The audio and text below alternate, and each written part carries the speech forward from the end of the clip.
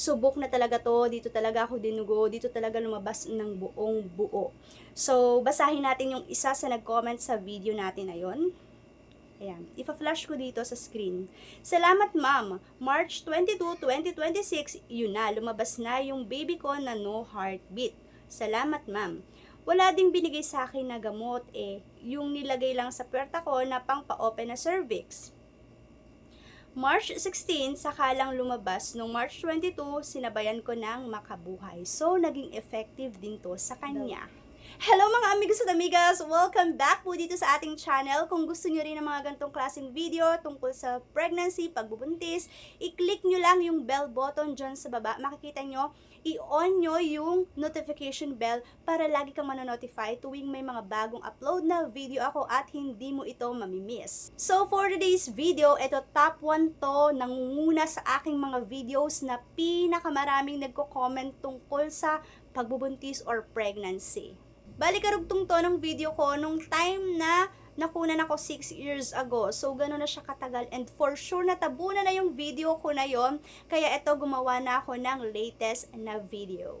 So, ano pa nga bang hinihintay natin? Let's get started. Pag-usapan na natin. So, ito yung mga halamang nakikita mo dyan sa paligid na hindi mo napapansin na may mga benefits pala ito sa atin. Makakatulong din to para sa mga babae na hirap mag-mens, hirap ilabas yung mens nila buwan-buwan. So, ayan, makakatulong sa kanila to and makakatulong din para sa mga moms dyan na katulad na nangyari sa akin na nawala ng heartbeat ang baby sa tiyan, then kailangan mo siyang ilabas naturally para hindi ka na dumaan sa DNG or raspa kasi nga mahal talagang magparaspa. So, isa rin tong ways para mawala ng tuluyan yung mga baby na nawala ng heartbeat na hindi naman natin talaga ginusto, 'di ba? Pero nangyari. Pero bago ang lahat, importanteng malaman po natin na hindi lahat ng nakikita natin dito sa internet ay safe or ligtas gawin.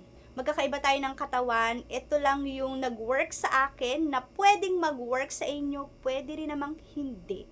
At isa pa pong babala, ang pag-take or pag-consume nitong pag-uusapan natin ay maaaring magdulot ng matinding pagdurugo, pagkalason, impeksyon, or panganib sa buhay, lalo na kung mali yung preparasyon na gagawin nyo. Sa mga buntis naman po dyan, it's a no po ito sa inyo dahil maaari po talaga kayong makunan kapag nag-take po kayo nito. So, ang una nga pong dahon, or hindi siya dahon para siyang baging, yung makabuhay. Ayan, kung nakakita na kayo ng makabuhay, para siyang baging na haba-haba. Sa mga hindi pa nakakakita ng makabuhay, ito, lalagay ko dito yung picture niya, hindi siya dahon, mahahaba siya na parang baging, at sobrang kapal niya, mahirap din siyang, hiwain kasi medyo matataba siya, meron din namang maninipis, pero, mas okay kung yung yung mga matataba yung kukuhanin nyo para mas okay, mas makatas, 'di ba? Unang ang ginawa ko noong 6 years ago, nung time na nakunan ako na kailangan kong ilabas naturally yung baby ko na wala ng heartbeat or yung kung tawagin ay natural abortion, ayon. Kailangan ilabas mo siya ng naturally para 'di ba hindi ka na gumastos sa pagpaparaspa. Ang unang ginawa ko is nagpakuha nga ako ng makabuhay sa aking daddy nun. Kasi nga, di ba, para siyang baging, mahahaba siya. And then, ang ginawa namin, pinutol namin siya ng mga isang dangkal ang haba. Tapos, medyo matataba siya kasi nga para mas makatas, wag yung maninipis masyado, wala kayong makukuha doon. So, kailangan na medyo makapal. Tapos, mga isang dangkal, hatiin siya ng 4 or 5. Hugasang mabuti, 3, 4, 5 hugas ang gawin nyo para 'di ba mas safe kasi nga hindi natin alam kung ano dumapo doon, kung saan ba siya nanggaling, may alikabok or something, may nadapuan ng 'di ba kailangan talaga maging mabusisi tayo sa gagawin natin para kasi i-intake natin siya, kaya kailangan hugasan ng mabuti, alisin lahat ng mga dumi-dumi. So after nyan is lagay sa kaserola or sa lutuan, lagyan ng mga dalawang tasang tubig, pakuluan, takpan, pakuluan. Then, kapag kumulo na, kailangan na maging na siya parang magkukulay tsaa, kulay dark. Hindi naman siya dark na brown Basta para siyang tsaa na kulay wiwi, ganyan. So, ayun. Pag ganun, kasi kapag sobrang dark, okay rin naman yung kaso, sobrang pait talaga niya. Ito ang ano medyo lighter pa, ang pait niya What more yung, pero pwede yun. Pwedeng pakuluan nyo pa or kinabukasan nyo pa inumin kasi kapag, halimbawa pinakuluan nyo siya, and then, pinalipas nyo pa yung magdamag or kinabukasan, mas magda-darken pa siya kasi mas lalabas pa yung pinakakatas niya. Mas okay din talaga yun, kaso mas mapait siya. Pero kung hindi nyo na rin talaga kaya yung ganong to the highest level yung pait, dito tayo sa ginawa ko. So, ayun nga, pagkakulo niya, pinalamig ko siya nung magkulay wiwi na yung, yung katas niya. Kumuha ako ng cup, medicine cup, yung sa mga baby, sa mga vitamins, pag-iinom sila ng gamot, vitamins, ayan, yun. Hindi ko siya pinupuno kalahati lang nun ang iniinom ko dahil hindi ko nga talaga matake yung lasa niya dahil sobrang pait. At saka yung konti na yun, talagang sasabayan ko pa siya ng medyo matatamis, candy, ayun, para hindi ko talaga maisuka kasi sobrang pait niya. To the highest level, kung i-rate ko yung pait nung makabuhay na yan, 1 to 100, 101 ang pait niya, bes. Kaya talagang tiis-tiis talaga para, 'di ba? Para sa baby mailabas ng naturally. So, ang ginawa ko noon, 3 times a day siya, morning. Pero kailangan may laman yung tiyan nyo dahil talagang gumuguhit sa sikmura yung pagkapait niya. Talagang sasakit yung sikmura nyo kapag walang laman. Kaya kailangan may laman yung inyong mga tiyan. So, umaga, pagkakain mo, then napakuluan mo na siya, uminom ka ng 1 cup or, di siya 1 cup yung malaki yung medicine cup, gusto niyo 5 ml or 10 ml kayo kung ano yung mas preferred nyo. Ako kasi kalahati lang nun, siguro 5 ml. Iti-take ko siya. And then, after that, sasamahan ko siya syempre ng mga, like, magja-jogging ako or magtatatalon, yung mga ganun, yung mga ways talaga na para matulungan na lumabas. And then, tanghali, ganun ulit, iinom ulit ako.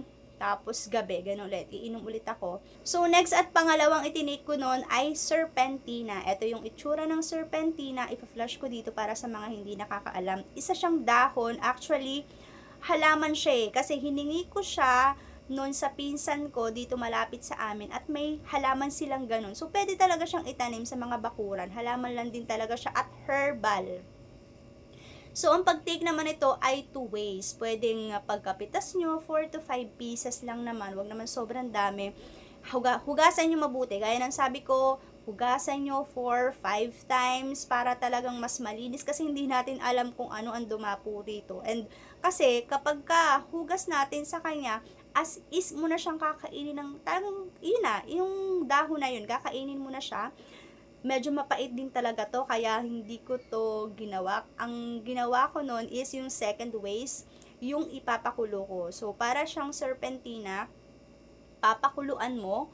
Then, yung katas niya, dapat medyo pa-darken mo pa siya ng kulay yung katas niya. Kasi kapag medyo light yung katas, or yung pag nagpakulo kayo, medyo light pa yung katas, parang wala pa siyang effect nun kasi hindi pa nakatas masyado yung dahon. So, kailangan medyo ipa-dark mo pa ng konti, ipakulo mo ng mga 10 minutes, ganyan, para mas mag-dark yung kulay at mas effective. Ayun, ganun din naman yung gagawin nyo.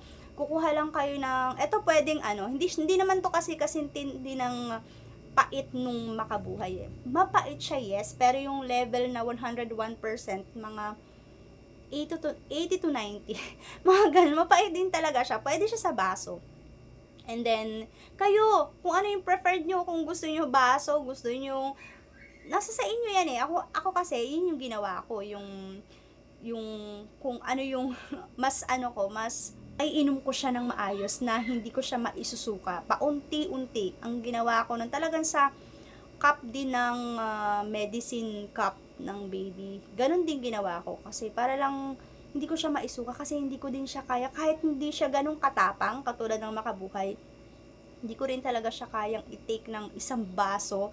Baka isuka ko lang at masayang. So, ang ginawa ko, para talagang hindi ko siya maisuka, mainom ko siya, na kahit paunti-unti, basta matake mo siya, pang support lang siya or pang-help dun sa makabuhay para mag-combine sila talagang mas effective. So, yung dalawa lang na yun yung itinake ko, and then, pero kung tatanungin nyo ako, sa makabuhay pa lang, effective na talaga Galit na galit yung lasa niya, kaya, yun pa lang, dun pa lang talaga sa makabuhay, talagang e-effect na. So, gaya nga ng sabi ko, di ba, wala namang masamang itry, pero lahat ng sobra ay masama, kaya huwag nating sobrahan ang pag-take, kasi kahit nasabing herbal siya, or wala siyang chemical, natural siya, pwede pa rin talaga tong makasama sa ating unti-unti lang, wag naman nating sobrahan. At para naman sa aking mga moms dyan na nakaka-experience ngayon, tulad ng nangyari sa akin, na nawala ng heartbeat, na hindi agad